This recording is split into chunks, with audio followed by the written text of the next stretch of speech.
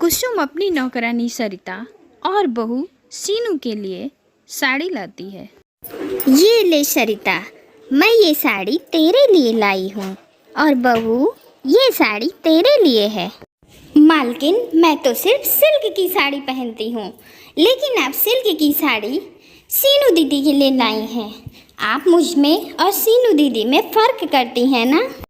सरिता, माँ जी फ़र्क नहीं कर रही हैं। ये बात तुम्हें खुद समझ जानी चाहिए कि नौकरानी कभी बहू की जगह नहीं ले सकती। ठीक है दीदी, मैं फ़र्क नहीं कर रही, समझ गई। लेकिन मालकिन, मैं एक बात बता दूँ, मैं जहाँ पहले काम करती थी ना, वो मुझे अपनी बेटी मानते थे। उन्होंने कभी कोई कमी नहीं की। खैर कोई बात नहीं, आप लोगों के पास इतना है ही कहाँ जो आप मुझे दोगे। अरे ये तू कैसी बातें कर रही है सरिता? हमारे पास भले ही कुछ ना हो, पर हम तुझे देने में कभी कोई कमी थोड़े ही करते हैं। कोई बात नहीं मालकिन, आपको मेरे लिए इतना कुछ सोचने की ज़रूरत नहीं है। मैं तो खुश हूँ इतने में ही। लेकिन आप ये साड़ी रख लीजिए, क्योंकि मैं नहीं पहनती ऐसी साड़ी मालकिन। अरे नहीं नहीं सरिता, तू मुझे मालकिन मत बोला कर, तू मुझे माँ जी कह के बुलाती है ना। माँ जी, आप ये क्या कह रही हैं? ये आपकी नौकरानी है जो आप इसे बहू बनाकर रख रही हैं। माँ जी, मैं बोलूँगी, मैं आपकी बहू हूँ। अरे तू चुप कर बहू, मेरे लिए तो मेरी सरिता ही सब कुछ है। ये ले सरिता, ये वाली साड़ी तू रख, और हाँ, ये मत सोचना कि मैं तेरा दिल रखने के लिए दे रही हूँ। माँ जी ने तो मुझे नौकरानी और नौकरानी को बहू बना रखा है। इन लोगों से अपना काम कैसे निकलवाना होता है, ये मुझे अच्छी तरह से आता है। कुसुम अपनी बहू को खरी खोटी सुनाया करती और सरिता भी उसके कान भरा करती थी। एक दिन सीनू आराम से सुबह सो रही थी, तभी उसकी सास कुसुम वहाँ आती है और उसके ऊपर पानी फेंकते हुए कहती है, तू यहाँ इतनी देर तक सो रही है और वहाँ सरिता ने घर का काम भी करना शुरू कर दिया। माँ जी, वो घर की नौकरानी है, उसका तो काम ही है घर का काम करना। आप बेवजह मुझे उठा रही हैं। तूने उसे दोबारा नौकरानी बोला ना, तो मैं तुझे किचन में ही सुलाया करूँगी, समझी? वो इस घर की नौकरानी नहीं है। जब तू इस घर में नहीं आई थी, उसके पहले से ही वो इस घर में रह रही है। माँ जी, वो रह रही होगी, पर आप मेरी तुलना उससे कैसे कर भी सकती हो? कहाँ मैं और कहाँ वो? माँ जी, आप खुद तो थोड़ा सोचा करो कि आप बोल क्या रही हो। सीनू कुसुम से उसकी नौकरानी सरिता की बुराई कर रही थी, तभी उनकी नौकरानी हाथ में झाड़ू लिए हुए वहाँ आती है। माँ जी, देख रही हो सीनू दीदी की कैसे जुबान चल रही है। आप मानो या ना मानो, पर बहू ऐसी नहीं होती। बहू है ना, सास की सारी बात माननी चाहिए, चाहे सही हो या गलत। तुम बीच में क्यों बोल रही हो? तुम अपना काम करो। मालकिन आज तो सीनू दीदी मुझे बाहर वाली बोल रही है। आज से हम कभी आपके परिवार के मामले में नहीं बोलेंगे। आज मुझे पता चल गया कि नौकरानी नौकरानी ही होती है। देख देख, तेरी वजह से आज ये बेचारी रो रही है। अरे थोड़ी सी भी शर्म बची है तेरे अंदर या नहीं? मेरी बात ध्यान से सुन ले। सरिता इस परिवार की अहम सदस्य है, और खबरदार, जो आज के बाद सरिता के खिलाफ एक शब्द भी बोला तो।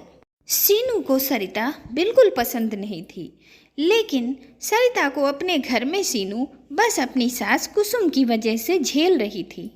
कुछ दिनों बाद कुसुम अपने बेटे रवि से कहती है, बेटा, मैं क्या कहती हूँ कि हम ऊपर एक कमरा और बनवा देते हैं, उसमें बेड, अलमारी और सब लगवा देते हैं। एक अच्छा सा कमरा लगेगा। क्यों, सही कह रही हूँ ना? माँ, सही तो है, लेकिन ये बताओ कि ऊपर एक कमरा बनाने की क्या ज़रूरत है? हम 3 लोगों के लिए ये घर सही तो है, फिर एक कमरा और क्यों बनवाना? अरे अपनी सरिता के लिए, वो बेचारी रोज सुबह सुबह इतनी दूर से अपने घर से आती है। अगर उसके लिए एक कमरा ऊपर बन जाएगा ना तो उसके लिए तो अच्छा ही होगा ना। और हाँ, लेकिन हम लोगों जैसा होना चाहिए उसका भी कमरा। लेकिन माँ, अपने घर में उसके लिए कमरा बनाने की क्या जरूरत है? आप इतना मत सोचो उसके लिए। यहाँ हम लोगों के लिए ही कमरे सही हैं। अरे चुप कर तू। जैसे मेरे लिए तू और बहू है, वैसे ही मेरे लिए मेरी सरिता भी है। कुसुम की ये बातें सुनकर वहाँ सीनू आती है। देख रहे हो ना रवि माँ जी को? अरे माँ जी, उस नौकरानी को इतना सर पे चढ़ाने की क्या जरूरत है? बहू, तू सोच समझ कर बोल। तू भी कुछ बोलने के चक्कर में कुछ ऐसा मत बोल जाना कि कहीं मैं तुझ पे हाथ न उठा दूं। और रवि, मैंने जो भी बोला है ना, वो हो जाना चाहिए, समझा? कुसुम अपने आगे किसी की नहीं सुनती थी और सरिता भी लगातार कुसुम के कान भर रही थी। ऐसे ही कुछ दिन बीत जाते हैं। फिर एक दिन सरिता कुसुम के पर्स से पैसे चोरी कर लेती है और जब कुसुम को पैसे नहीं मिले। मेरे पैसे किसने लिए? खुद ही मुझे बता दो। अगर मैंने उसे रंगे हाथ पकड़ लिया तो अच्छा नहीं होगा। माँ जी, आप हमें क्यों बोल रही हो? अपनी सरिता को बोलो ना। आप हमें तो अपने कमरे में आने ही नहीं देती हो। बस आपकी सरिता ही तो जाती है। तो फिर सरिता को ही पता होगा ना कि कहाँ गए या फिर किसने लिए आपके पैसे।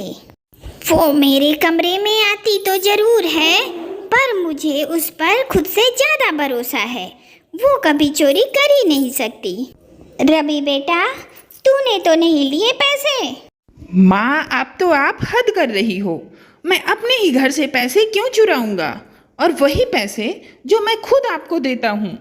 फिर तो बहू तूने ही चुराए होंगे। सच सच बता दे, वरना मैं पुलिस को बुला लूंगी। अरे मालकिन, आप ये क्या कर रही हो? जिस घर में पुलिस आ जाती है ना, वो घर फिर फलता फूलता नहीं है। मैं जहाँ पहले काम करती थी ना, वहाँ एक बार पुलिस आ गई थी, फिर तो उस घर का नाश ही हो गया था। तू बिल्कुल ठीक कह रही है सरिता। देख बहू, आज तो मैं कुछ नहीं कह रही हूँ, लेकिन आगे से मेरे घर से या मेरे कमरे से एक भी रुपए गायब हुआ ना तो अच्छा नहीं होगा। और दूसरी बात, सीनू और रवि, तुम दोनों मुझसे पूछे बगैर मेरे कमरे में नहीं जाओगे। सरिता की वजह से सीनू को रोज कुछ न कुछ सुनना पड़ता था और सीनू को यह बिल्कुल पसंद नहीं था। इसलिए वह सरिता को सबक सिखाने के लिए कुछ सोचती है। अरे सरिता, मैं क्या कह रही थी ना कि तुम बेफालतू में माँ जी का इतना सारा काम करती हो। एक नौकरानी को मेरे मायके में भी ज़रूरत है और वो इससे ज़्यादा पगार भी देंगे, और बस एक आदमी का काम करना है। अगर तुम कहो तो मैं तेरे लिए बात करूँ वहाँ पे, लेकिन मैं मालकिन को क्या बोलूँगी? अरे बोलना क्या है, माँ जी को उनकी औकात दिखा देना। एक बार में सब सुना देना, अकल ठिकाने आ जाएगी। सीनू की बात सुनकर सरिता कुसुम के पास जाती है। ए बुढ़िया, मेरा हिसाब कर दे। अब मैं यहाँ और काम नहीं करेगी। अरे सरिता बेटा, ये तू कैसी बात कर रही है? कुछ हुआ है क्या? मेरी कोई बात बुरी लगी है, मैं माफ़ी मांग लेती हूँ बेटा। मेरे को माफ़ी नहीं, मेरा पैसा चाहिए। तेरे घर में काम करने से अच्छा है मैं कहीं काम ही ना करूँ। और मुझे तेरी बहू के मायके में ज़्यादा पगार की नौकरी मिल गई है, अब तो मैं वहीं काम करूँगी। अरे सरिता बेटा, मैं तो तुझे अपनी बेटी की तरह मानती हूँ और तू कुछ पैसे के लिए कहीं और काम करेगी। क्या तू मुझे अपना नहीं मानती? मैं ना बस पैसों को अपना मानती हूँ। माँ जी देख लिया अपनी सरिता को। और सरिता, मैं तो पहले से ही जानती थी कि तुम ऐसी हो, इसीलिए मैंने झूठ बोला। माँ जी, आपने सरिता के लिए अपनी बहू पर शक किया, अब देख लिया। बहू तू सही कह रही है, मैंने कुछ ज़्यादा ही इस घर की नौकरानी को सर पे चढ़ा लिया। सरिता का असली रूप कुसुम के सामने आता है और फिर वह सरिता को घर से निकाल देती है।